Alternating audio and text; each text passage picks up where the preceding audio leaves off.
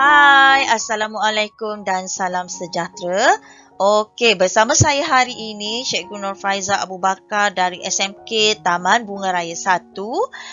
Okey, anak-anak saya, hari ini kita akan belajar pendidikan jasmani dan pendidikan kesihatan tingkatan 2. Dan fokus kita adalah kepada bab 6 iaitu penyakit. Okey, tanpa buang masa, kita lihat standard pembelajaran. Untuk hari ini atau topik ini kita ada 3 standard pembelajaran. Di mana yang pertama adalah membincangkan penyakit tidak berjangkit iaitu diabetes, hipertensi, penyakit kardiovaskular dan juga penyakit respiratori kronik. Kedua, mengaplikasikan cara mencegah diabetes, hipertensi, penyakit kardiovaskular dan penyakit respiratori kronik. Manakala yang ketiga adalah menilai akibat jika tidak mengamalkan gaya hidup sihat. Okey, adakah anak-anak saya tahu bahawa penyakit dibahagikan kepada 2 kategori iaitu berjangkit dan tidak berjangkit. Okey, apa itu penyakit berjangkit? Berjangkit bermaksud boleh merebak kepada seorang individu kepada individu yang lain. Manakala tidak berjangkit pula adalah tidak merebak, merupakan penyakit kronik yang tidak boleh disebarkan kepada orang lain. Okey, seterusnya, hari ini kita fokus kepada penyakit tidak berjangkit. Dan untuk makluman semua, kita ada 4 jenis penyakit tidak berjangkit. Okey, yang pertama adalah diabetes. Apa itu diabetes? Diabetes berlaku apabila paras gula tinggi dalam darah. Kemudian, diabetes juga disebabkan oleh pengeluaran hormon insulin tidak mencukupi untuk menampung kandungan gula dalam darah. Sebab itu, orang yang ada penyakit diabetes yang kronik perlu menyucuk insulin. Sebab insulin yang dihasilkan dalam badan tidak cukup. Okey, sekiranya kita mengalami penyakit diabetes, apa gejala yang kita akan lalui? Pertama, pesakit akan rasa kerap dahaga. Kedua, cepat letih. Kemudian, berat badan susut. Kerap buang air kecil. Mudah terkena jangkitan kulit. Luka lambat sembuh. Penglihatan semakin kabur. Dan otot lemah. Itu adalah berkenaan dengan penyakit diabetes. Okey, penyakit kedua yang tidak berjangkit adalah penyakit kardiovaskular. Bila kita sebut kardio, sudah tentu penyakit ini adalah melibatkan otot jantung. Ia berlaku apabila otot jantung tidak mendapat bekalan darah yang mencukupi disebabkan oleh saluran darah yang sempit dan tersumbat. Sebab itu kita kena jaga pemakanan kita. Kena jaga pemakanan kita ya anak-anak. Okey, bagi pesakit yang mengalami penyakit kardiovaskular, pesakit tersebut akan mengalami kerap sakit pada bahagian dada, berdebar-debar, mudah berasa cemas, hilang selera makan, mudah berpeluh dengan banyak, kerap lelah dan sesak nafas. Pesakit akan rasa dada dia berdenyut-denyut tau. Macam menyucuk-nyucuk, tak boleh bernafas. Ini disebabkan oleh saluran darah yang sempit dan tersumbat. Jadi jantung terpaksa bekerja keras. Sebab itu rasa sakit pada bahagian dada. Okey, penyakit ketiga kita adalah hipertensi. Apa itu hipertensi? Hipertensi /adalah penyakit yang berlaku apabila tekanan darah melebihi bacaan 140/90 mmHg atau milimeter merkuri. Bagi pesakit hipertensi, pesakit akan mengalami kerap sakit kepala dan berdenyut-denyut di bahagian belakang kepala. Kedua, kerap berasa kebas di leher. Ketiga, mudah merasa marah. Keempat, sukar tidur, cepat lelah, sesak nafas dan sering gelisah. Dia ibarat macam stres.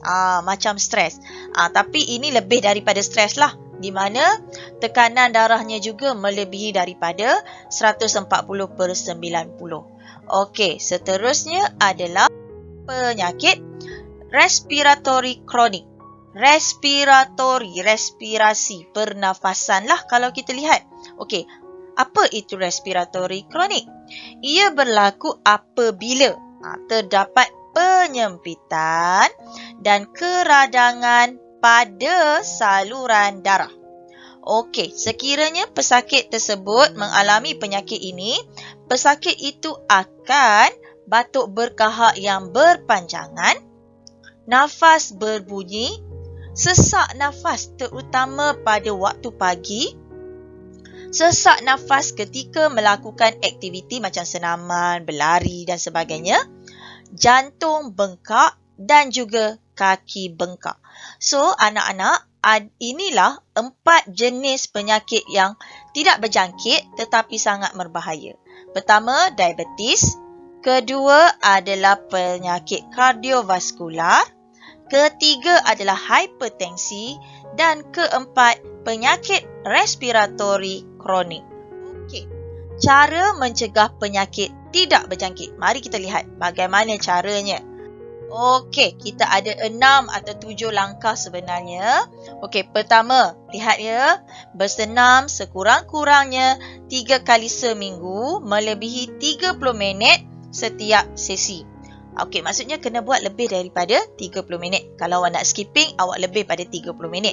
Walau bagaimanapun, saya selalu ajar awak semua supaya jaga pernafasan. Bagaimana cara pernafasan yang betul? Okey, mari kita buat. Pernafasan yang betul adalah you tarik nafas dalam-dalam melalui hidung, tahan sebentar, kemudian hembus nafas melalui mulut. Ulanglah langkah ini beberapa kali dan awak akan rasa selesa untuk bernafas. Kedua, tidak merokok dan mengambil alkohol. Ini kita dah belajar pun. Ketiga, elakkan stres. Okey, senyum je, sentiasa senyum. Kekalkan semangat, kekalkan berat badan unggul. Keempat, periksa paras gula dan kolesterol dalam darah. Kelima, lakukan pemeriksaan kesihatan secara berkala. Maksudnya, secara konsisten. Contoh, kalau you buat setahun sekali, so setiap tahun tu repeat lah buat pemeriksaan kesihatan. Dan akhir sekali, paling penting mengamalkan pemakanan yang seimbang. Jangan mengamalkan pemakanan yang tidak seimbang, macam ada paras gula yang tinggi, okey, karbohidrat yang terlalu banyak, protein yang berkurang. Jadi setiap apa yang kita makan, benda itu atau pemakanan itu akan mempengaruhi kesihatan kita. Dan anak-anak kena ingat, kesihatan adalah nikmat yang tidak boleh ditukar ganti. Walaupun kita ada duit yang banyak, masa yang banyak, masa yang lapang, tapi semua itu adalah tidak bermakna sekiranya kita sakit. Jadi kena jaga kesihatan. Okey. Baiklah, seterusnya kita pergi kepada lakukan pemeriksaan kesihatan sekiranya awak, okey, yang pertama, mempunyai sejarah keluarga yang menghidap diabetes. Maksudnya mak, ayah, datuk, nenek mungkin ada diabetes. Jadi kita kena pergi cek lah, ada tak diabetes kita. Kedua, sekiranya kita tidak aktif atau tidak melakukan aktiviti fizikal, asyik tidur je kat rumah, tak boleh. Okey, kena sentiasa bergerak dan sebagainya. Ketiga, luka yang lambat sembuh, kerap dahaga, sering buang air kecil pada waktu malam, gatal atau mendapat jangkitan kuman pada kemaluan. Okey, yang keempat, mempunyai tahap kolesterol yang tinggi. Okey, kolesterol ni adalah hubung kait dengan jantung. Jadi kena jaga paras kolesterol masing-masing. Kelima, berlebihan berat badan atau obes. Dan yang keenam, mempunyai tekanan darah yang tinggi, iaitu melebihi 140/90 mmHg. So, anak-anak saya, sebelum berakhir, lihat di bahagian bawah, sila jawab latihan dalam buku teks tingkatan 2, muka surat 183. Setelah selesai, awak semua boleh hantar kepada saya. Okey, pesanan saya adalah kesihatan yang baik adalah anugerah yang tiada nilai. Okey, itu saja anak-anak untuk topik ini. Jaga diri, duduk di rumah, jaga kesihatan. Okey, itu saja untuk bab 6 penyakit.